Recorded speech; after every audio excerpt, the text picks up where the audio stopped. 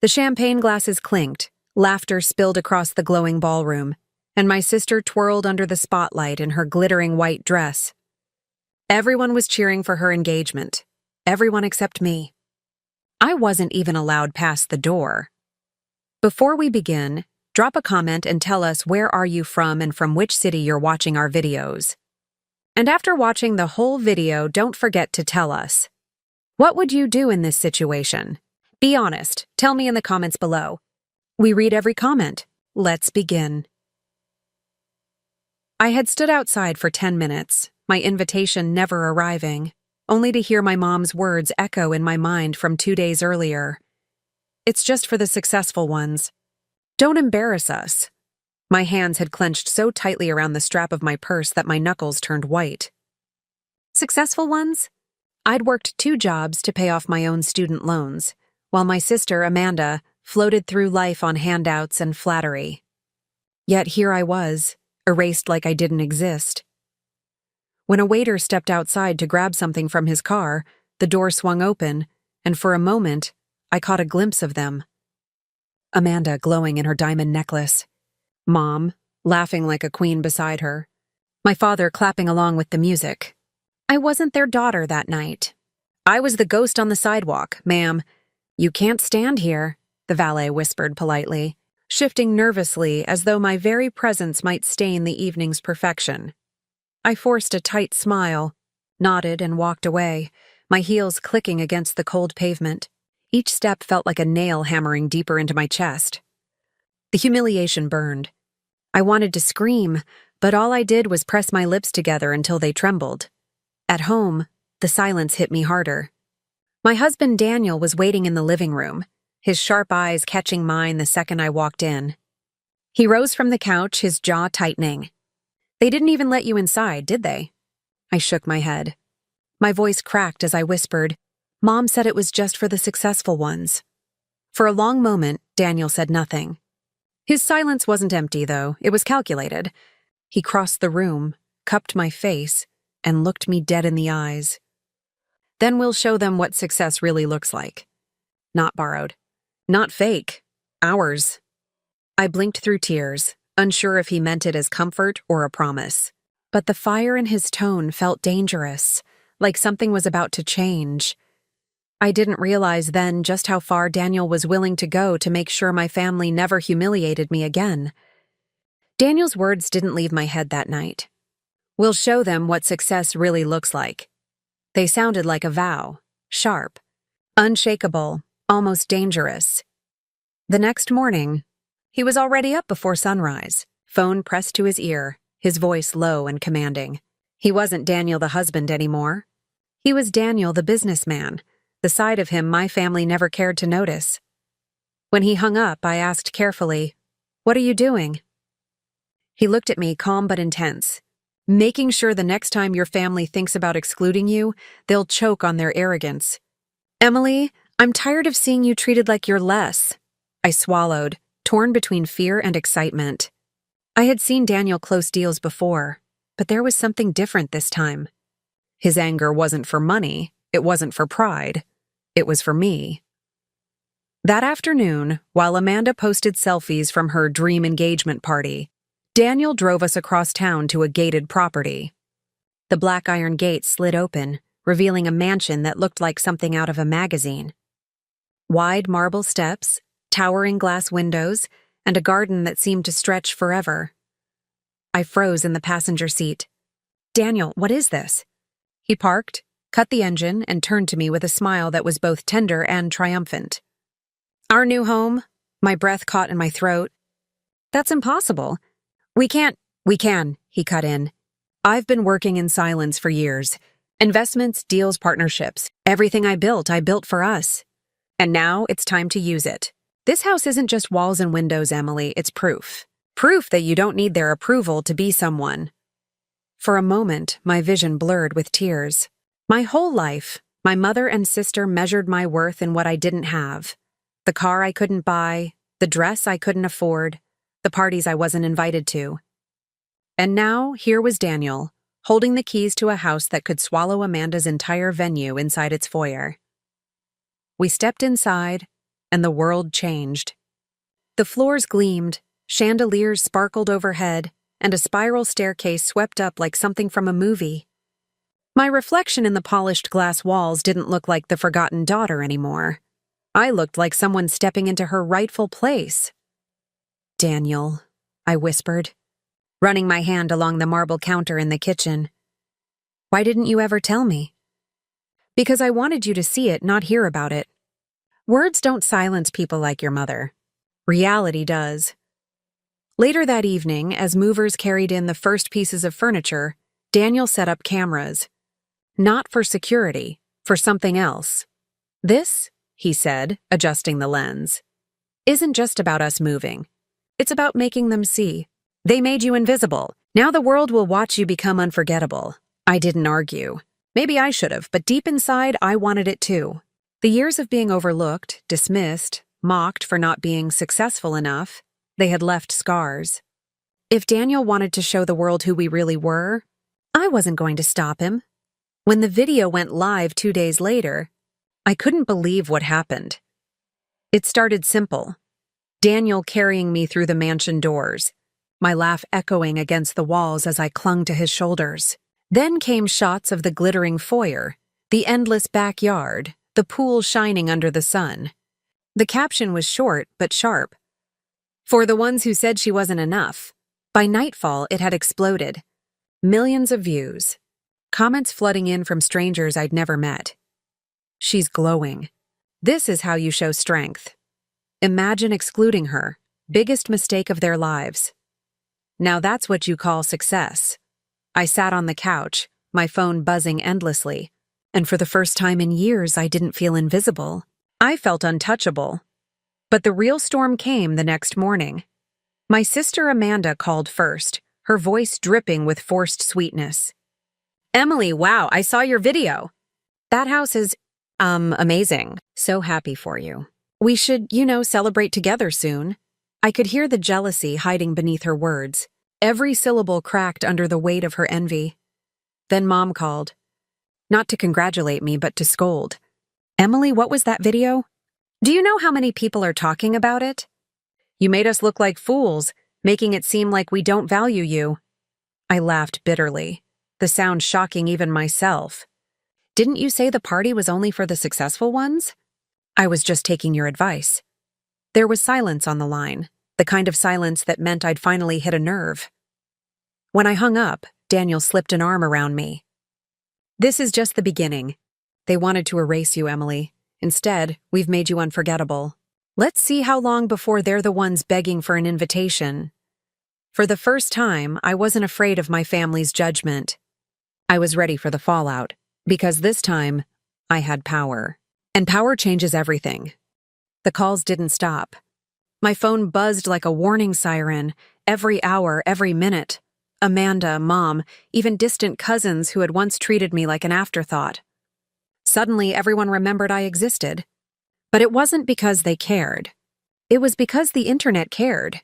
Daniel's video hadn't just gone viral. It had spread like wildfire across platforms. People were stitching it, reacting to it, quoting that line.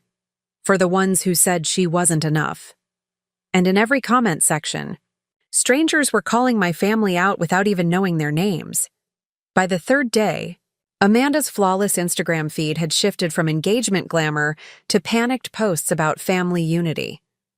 One story showed her fake smiling with our mom, the caption reading, "Family first, always." I almost choked on my coffee. Family first? She didn't even think to save me a seat at her party. That evening, Daniel leaned against the balcony railing of our new mansion, scrolling through his phone, his expression unreadable. "They're scrambling," he said, showing me Amanda's posts. "Your sister isn't built for this. She's built for applause, not silence. And the silence from the crowd she craves? That's killing her." I hugged my arms around myself, torn between satisfaction and unease. Part of me feels guilty. Daniel turned, his eyes steady on mine. "Emily, don't. They weren't worried about guilt when they shut you out. Remember that night? You stood outside like a stranger while they laughed inside. Do you really think Amanda would hesitate to do it again if she could?" His words hit hard. He was right. Still, a shadow of doubt lingered in my chest. Revenge felt sweet, but it was also heavy. The next morning, things turned darker. Amanda showed up. The doorbell rang, echoing through the marble halls. When I opened it, there she stood in designer heels, makeup perfect. But her eyes gave her away. Restless, red-rimmed, desperate, "Emily," she said, voice trembling as she tried to keep her tone steady. "We need to talk." I leaned against the doorframe, not moving aside. "Funny. Last time we spoke, you were too busy celebrating with the successful ones. What changed?" Her lip quivered. "Please, this video, it's everywhere. People keep asking why you weren't at my engagement. Sponsors are pulling back. Do you understand what that means for me? For us?" I laughed, sharp, bitter, unrestrained. "Us? Amanda, there hasn't been an us in years." "You made sure of that." She flinched, her eyes darting past me into the house. Her voice softened. "Emily, just take it down, please. You have no idea how much this is hurting me." From behind me, Daniel's voice sliced through the tension. "She's not taking down anything." He stepped forward, his arm sliding protectively around my waist. "You wanted to erase her? Now the world knows her name. That video stays." Amanda's face twisted, the sweetness peeling away to reveal something venomous. "This isn't over. You think one video makes you better than us? You'll see." She spun on her heel, her heels clicking violently against the driveway as she stormed off. My stomach churned as I shut the door. "Daniel, maybe we're pushing too far." She looked exactly how she deserves to," he interrupted coldly. Then softening, he touched my chin. "Emily, you spent your whole life bowing your head around them. Now, for once, they're the ones bowing. Don't let guilt steal this from you." His conviction steadied me, but I couldn't shake Amanda's words. This isn't over. That night, as I scrolled through the comments on our video, I saw something that made my blood run cold. A post from a local gossip page. Sources say Emily Carter was excluded from her sister's engagement party because of long-standing family tension. Rumors suggest secrets about inheritance, favoritism, and betrayal. Inheritance? Betrayal? My mind spun. There were things my parents never told me. Things they always whispered about when they thought I wasn't listening. Daniel noticed my silence. "What is it?" I handed him the phone. His jaw tightened. "They're trying to control the story. Spin it their way. If they drag out skeletons, they'll regret it." "Skeletons?" I whispered, dread curling in my stomach. He held my gaze, his eyes hard but protective. "Emily, I've done my homework. Your family's success isn't as spotless as they want people to believe. They've been hiding things. And if they push us, I'll bring it all into the light." My breath caught. I wasn't sure what terrified me more, the thought of family secrets exploding, or the certainty in Daniel's voice when he promised retribution. Because one thing was clear, this was no longer just about an engagement party. This was about legacy, power, and truth, and the next move would decide everything. I barely slept that night. Every creak in the house, every gust of wind against the glass windows, made me feel like something was coming. Amanda's words, "This isn't over," looped in my mind like a curse. By morning, Daniel was already at the kitchen table, laptop open, his eyes sharp with determination. "It's happening," he said without looking up. "Your family's trying to rewrite the story. They've started leaking rumors, painting you as the jealous sister who can't stand your siblings' happiness. They want sympathy." I sank into the chair across from him, my heart heavy. "And people will believe them. They always do."